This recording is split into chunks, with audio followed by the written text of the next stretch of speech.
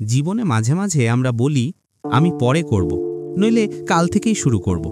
আমরা নিজেদের বলি এখনো সময় আছে, তাড়াহুড়ো কি। কিন্তু এই ছোট্ট অভ্যাসটি ধীরে ধীরে আমাদের স্বপ্ন এবং লক্ষ্য কেড়ে নেয়। আজকের বিক্ষেপ, অবিরাম স্ক্রোলিং এবং ক্রমাগত বিজ্ঞপ্তিতে ভরা পৃথিবীতে সময়ের হিসাব না করেই সময় হারিয়ে ফেলা আগের চেয়ে অনেক সহজ। সময় কেবল ঘড়ির কাঁটায় টিকটিক করে না, সময় আমাদের ভাগ্য, আমাদের ভবিষ্যৎ গঠন করে। যে সময়কে সম্মান করে সে সাফল্যের শীর্ষে ওঠে, আর যে সময়কে নষ্ট করে সে অনুশোচনার আগুনে পুড়ে যায়। তাই যদি তুমিও জীবনের সুযোগগুলো হাতছাড়া করতে না চাও, তাহলে এই গল্পটি পূর্ণ মনোযোগ দিয়ে শোনো। এটি কেবল একটি গল্প নয়, এটি একটি সতর্কীকরণ। একসময় একটি ছোট্ট গ্রামে একটি ছেলে বাস করত যে অত্যন্ত অলস ছিল। সে সবসময় গুরুত্বপূর্ণ কাজগুলো বিলম্বিত করত এবং এর কারণে সে তার পড়াশোনা এবং জীবনে পিছিয়ে পড়তে শুরু করে।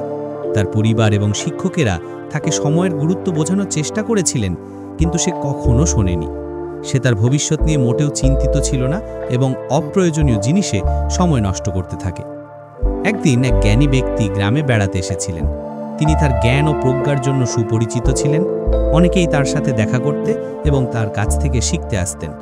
অলস ছেলেটি ভাবল, যদি আমি এই জ্ঞানী ব্যক্তির কাছ থেকে কিছু নির্দেশনা পেতে পারি, তাহলে হয়তো আমি আমার বন্ধুদের মতো সফল হতে পারবো। একদিন সে পার্কে জ্ঞানী ব্যক্তিকে কিছু লোকের সাথে কথা বলতে দেখল। ভিড় চলে যাওয়ার পর ছেলেটি তার কাছে গিয়ে বলল, দয়া করে আমাকে সাহায্য করুন, আমি ব্যর্থ বোধ করছি। আমি সকলের পিছনে, আমার বন্ধুদের পিছনে, আমার সহপাঠীদের পিছনে আমি সেরা হতে চাই। দয়া করে আমাকে বলুন আমি এগিয়ে যাওয়ার জন্য কি করতে পারি। জ্ঞানী লোকটি তার দিকে সদয়ভাবে তাকালেন এবং বললেন, আমার বাছা, তুমি সময়ের মূল্য না দেওয়ার কারণে নিজেকে হতাশ মনে করো। তুমি বারবার তোমার কাজ স্থগিত করে রাখো এবং মূল্যবান মুহূর্ত নষ্ট করো। আমি তোমাকে এমন একটি গল্প বলি যা তোমাকে সময়ের মূল্য বুঝতে সাহায্য করতে পারে। জ্ঞানী লোকটি যখন কথা শুরু করলো, তখন ছেলেটি মনোযোগ সহকারে শুনল। অনেকদিন আগে একজন দয়ালু এবং উদার রাজা ছিলেন। তিনি তার প্রজাদের ভালোবাসতেন এবং সর্বদা তাদের সাহায্য করতেন। একদিন তার এক পুরনো বন্ধুর সাথে দেখা হয় যে একসময় তার সহপাঠী ছিল। এখন সেই বন্ধুটি দরিদ্র, বেকার ছিল এবং সমাজের সমস্ত সম্মান হারিয়ে ফেলেছিল। সে সবসময় তার দুর্ভাগ্যের জন্য অন্যদের দোষ দিত এবং কখনো তার সমস্যার দায়িত্ব নিত না। রাজা তাকে চিনতেন এবং দুঃখ পেতেন। তিনি তাকে কাছে ডেকে তার জীবন সম্পর্কে জিজ্ঞাসা করতেন।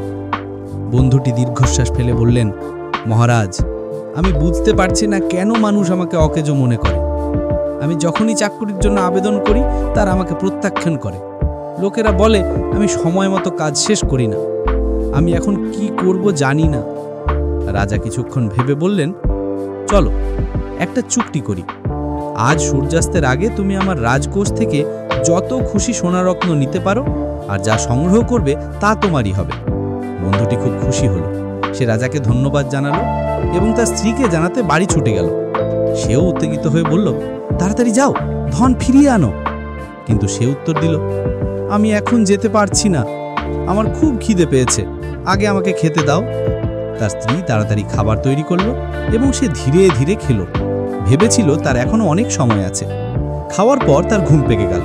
সে ভাবল, আমি দ্রুত ঘুমিয়ে পড়ে প্রাসাদে যাব। সে গভীর ঘুমে তলিয়ে পড়ল, ধনী হওয়ার স্বপ্ন দেখছিল। 2 ঘন্টা পরে তার স্ত্রী তাকে জাগিয়ে তুলল। তখনও বিকেল ছিল, তাই তাকে খুব তাড়াতাড়ি জাগানোর জন্য সে তার উপরে রেগে গেল। সে কয়েকটি বস্তা তুলে নিয়ে প্রাসাদের দিকে হাঁটতে শুরু করলো, কিন্তু রোদ তীব্র ছিল এবং তার খুব গরম লাগলো। সে ভাবল, আমাকে এই গাছের নিচে কিছুক্ষণ বিশ্রাম নিতে দাও, তারপর আমি চালিয়ে যাব। সে বসে পড়ল এবং বাতাস নরম এবং মনোরম ছিল। কিছুক্ষণের মধ্যেই সে আবার ঘুমিয়ে পড়ল, কিন্তু এবার ঘুম আরো গভীর হলো। অবশেষে যখন সে জেগে উঠল, তখন সন্ধে হয়ে গেছে। সূর্য ইতিমধ্যেই ডুবে গেছে। আতঙ্কিত হয়ে সে প্রাসাদের দিকে দৌড়ে গেল, কিন্তু অনেক দেরি হয়ে গেছে। দরজা বন্ধ। সে তার সুযোগ হাতছাড়া করেছে। সে অনুশোচনায় ভরা সেখানে দাঁড়িয়েছিল। সে সব কিছু হারিয়েছে, দুর্ভাগ্যের কারণে নয়, বরং সময়কে মূল্য না দেওয়ার কারণে। গল্প শেষ করার পর জ্ঞানী লোকটি ছেলেটির দিকে তাকালো। ছেলেটি চুপ করে রইল। সে তার ভুল বুঝতে পেরেছিল। লজ্জিত হয়ে সে জ্ঞানী লোকটিকে ধন্যবাদ জানালো এবং পরিবর্তনের প্রতিশ্রুতি দিল। অবশেষে সে বুঝতে পারল যে সময় অমূল্য এবং একবার চলে গেলে তা আর ফিরে আসে না। সে বাড়ি ফিরে কঠোর পরিশ্রম করতে শুরু করলো। সে দেরি করা বন্ধ করে সময় মতো তার কাজ শেষ করতে শুরু করলো। ধীরে ধীরে সে সাফল্য দেখতে শুরু করলো। তার পরিবার এবং বন্ধুরা তাকে সম্মান করতে শুরু করলো এবং সে আরও সুখী এবং আত্মবিশ্বাসী হয়ে উঠল। বাস্তব জীবনেও সময় সোনার চেয়েও বেশি মূল্যবান। এটি আমাদের সবচেয়ে মূল্যবান সম্পদ।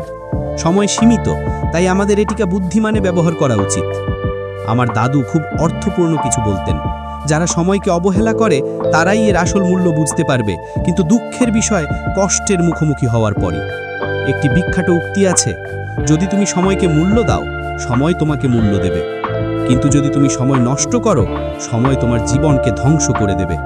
তুমি যদি তোমার সময়কে সঠিকভাবে ব্যবহার করো, তাহলে তুমি যে কোনো কিছু অর্জন করতে পারো, কিন্তু যদি তা নষ্ট করো, তাহলে তুমি তোমার সুযোগ হারাবে এবং অনুশোচনা নিয়ে বেঁচে থাকবে।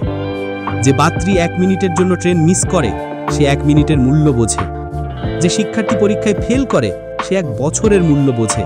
যারা সময়কে মূল্য দেয়, তারা অনেক কিছু অর্জন করতে পারে।